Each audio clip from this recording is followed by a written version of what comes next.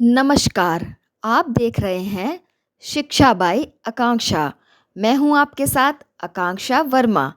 तो चलिए शुरुआत करते हैं आज की कहानी की, जिसका शीर्षक है चींटी की टोपी।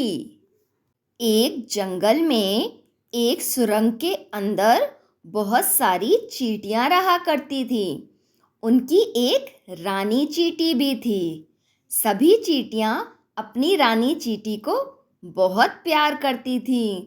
उसकी खूब सेवा करती थी और रानी चींटी का कहा गया हर कार्य करती थी। वे अपनी रानी चींटी के लिए तरह तरह के फल फ्रूट और भोजन का इंतजाम भी किया करती थी। एक दिन रानी चींटी अपनी सुरंग के बाहर टहल रही थी। उसने एक लड़के को बड़ी सुंदर टोपी लगाए हुए देखा। रानी चींटी का मन किया कि वह भी ऐसी टोपी लगाएगी। तो वह सुरंग के अंदर गई और अपनी चींटियों से बोला कि मेरे लिए बिल्कुल ऐसी ही टोपी सिलवा दो। दर्जी के पास जाओ जल्दी जल्दी सब।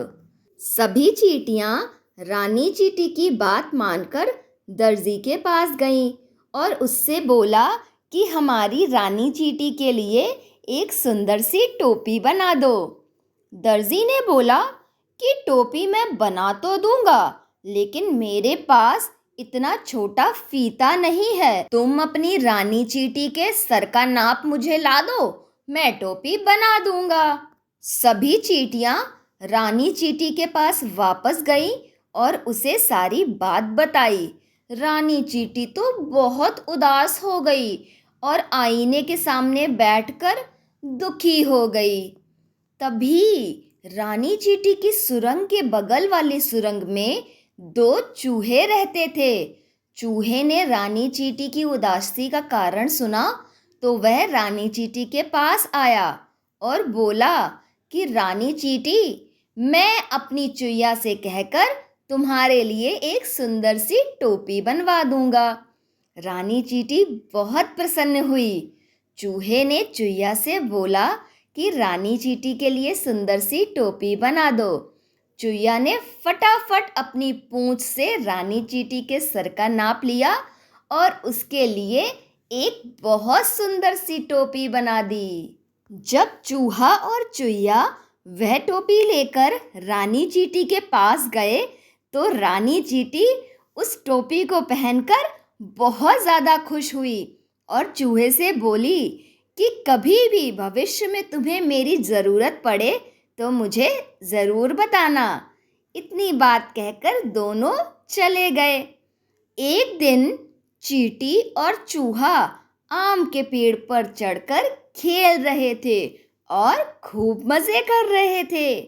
तभी वहाँ पर एक हाथी आया। चूहा हाथी को देखकर बड़ी जोर जोर से हंसने लगा, जिससे कि हाथी को गुस्सा आ गया और हाथी उस पेड़ की टहनियों को तोड़ने लगा। चूहा तो बहुत ज़्यादा डर गया।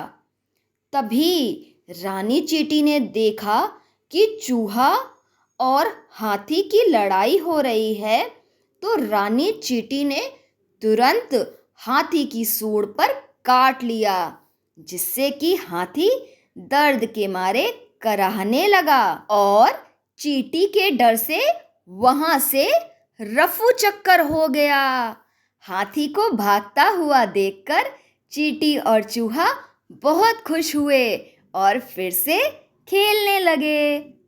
इस कहानी से हमें यह सीख मिलती है कि हमारे द्वारा किए गए अच्छे कार्य कभी बेकार नहीं जाते। धन्यवाद।